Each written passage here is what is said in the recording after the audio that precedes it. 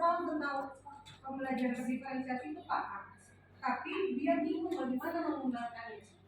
Dan disitulah tugas kita sebagai coach, bagaimana dia bisa berpikir out of the box, menggali potensinya.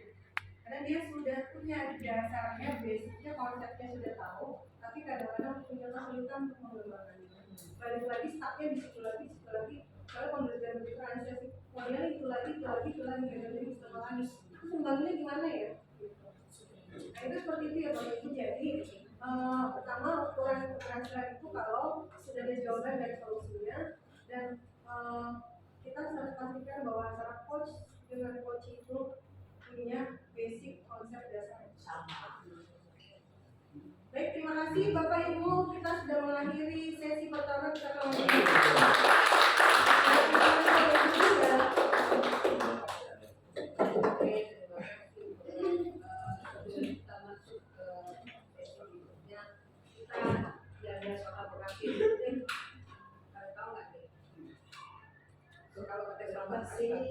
Selamat pagi.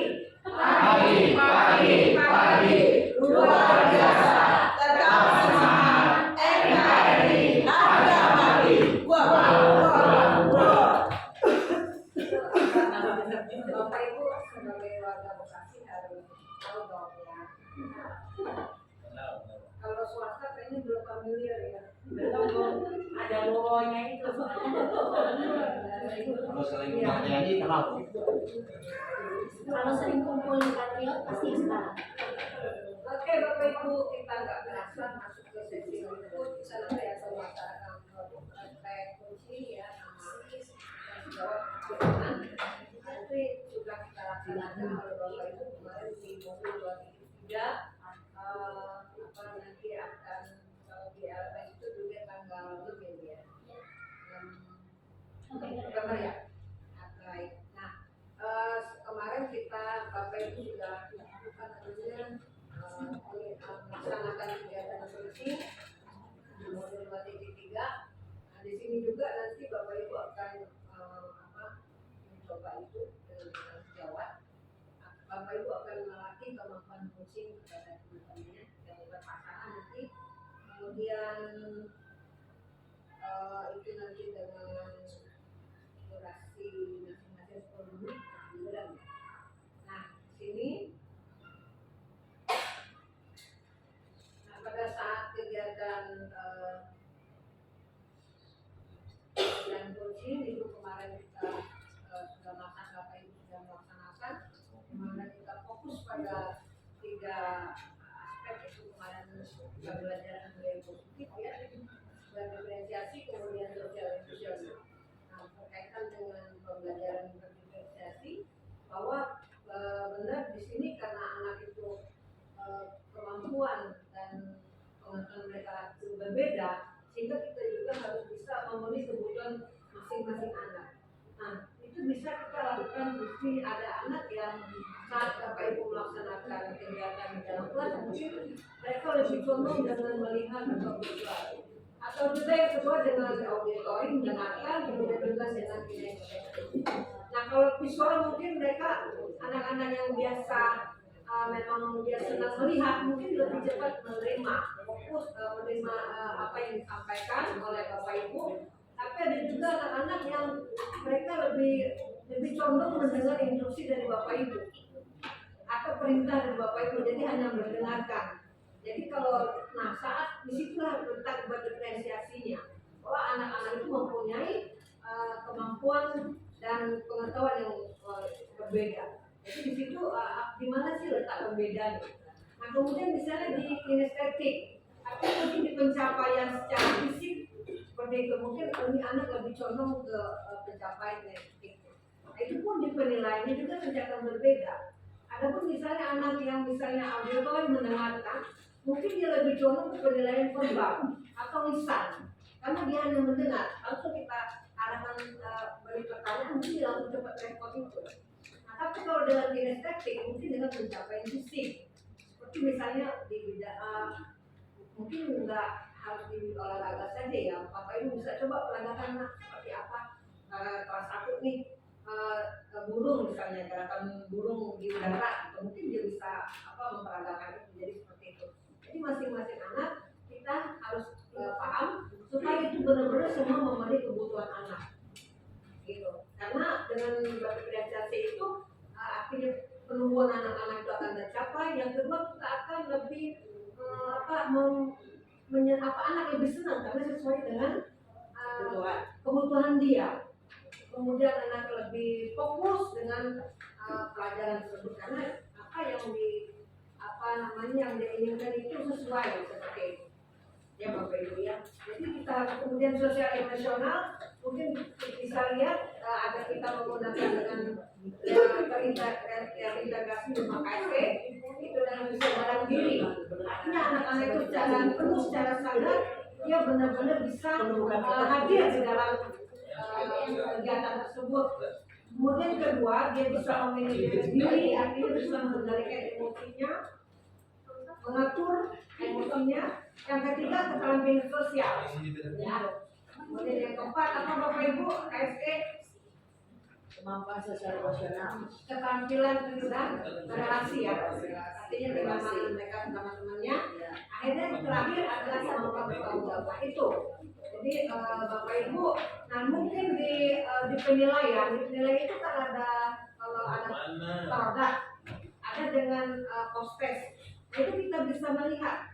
Jadi kita bisa membedakan kalau bisa di produk, oh ini anak juga bisa memilih dia mau seperti apa, Berdasarkan apa? Misalnya dia mau membuat misalnya untuk akhir tugasnya, apakah mereka udah bisa lewat tugas-tugas misalnya video atau PPT atau apa ya gitu. Nah dan juga kita bisa melihat karena semua anak itu tidak semua anak dia bisa dalam kegiatan berkelompok. Ada juga anak yang biasanya sendiri pas misalnya di tugas kelompok dia kayaknya nggak bisa lebih cepat menerima. Dia hanya bisa ngeyung doang yang anak suka sendiri. Tapi kalau anak yang senangnya sendiri mungkin dia lewat post-test kita bisa menunjukkan penilaian seperti itu. Jadi kita harus bisa ini anak kalau di kelompok mah kayaknya ngikut-ngikut doang. Tapi ada yang temennya yang lebih senang kalau kelompok lebih cepat dia mengekspresi katanya kalau apa yang dia bisa. Ada juga yang sendiri. Kalau sendiri kan nggak bisa di kelompok. Maunya dia fokus sendiri itu. Itulah letak anak itu. Kita harus bisa mengemas itu supaya kebutuhan anak itu benar terpenuhi Bapak Ibu ya. Itu kembali lagi. Itu saya hanya mengkilas kembali kemarin yang Bapak Ibu sudah laksanakan. Baik kita fokus kemudian untuk sesi hari ini Bapak Ibu akan melaksanakan proses praktek coaching itu dengan rekan sejawat berpasangan selama 10 menit dikasih jeda temannya. Nah kemudian yang peserta lain adalah akan menjadi pengamat. Kemudian untuk membahas hasil pengamatan Bapak Ibu kita akan berikan setelah istirahat gitu ya. Jadi hari ini kita coaching aja dalam waktu 1 jam, ada waktu durasi. Kemudian untuk masalah topik mangga itu bisa isu-isu yang berkaitan dengan pendidikan, berkaitan dengan anak silakan ya. Kemudian yang peserta lain itu mencatat apa yang dilihat oleh Bapak Ibu. Jadi nah di sini nanti semua harus betul-betul mendapat bagian ada sebagai coach, ada sebagai coaching. Seperti itu Bapak Ibu ya. Tadi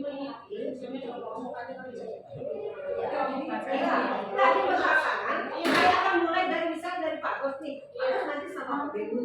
Yang Bapak Ibu tolong diskusikan apa yang mau sebagai coach, apa sebagai coaching. Nanti giliran dua-duanya benar-benar merasakan ada sebagai coach dan sebagai coaching. Jadi nanti misalnya ada bilang sebagai coachnya, sebagai coach, terus yang lain misalnya mengamati ada lembaga tempat kemudian nanti bergantian nanti para ini jadi coachnya, kemudian lalu ke coachnya. Ya, seperti itu. Jadi artinya semuanya nanti akan datang lagi. Ya Bapak Ibu ya. Iya. Ada yang perlu ditanyakan Bapak Ibu?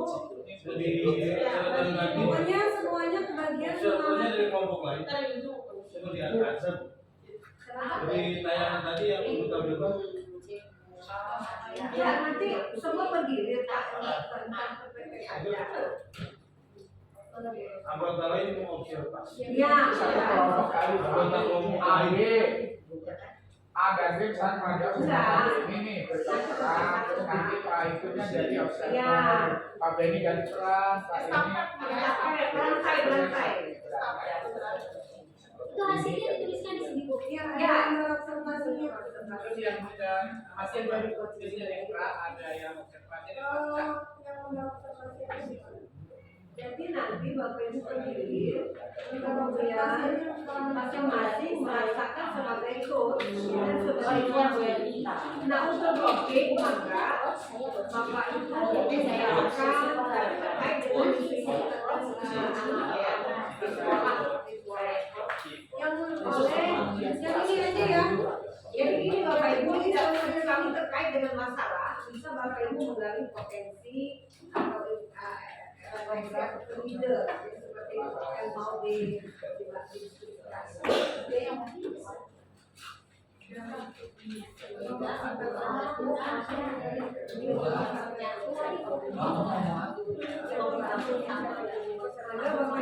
Berarti saya akan mulai dari harusnya kita terima Ya,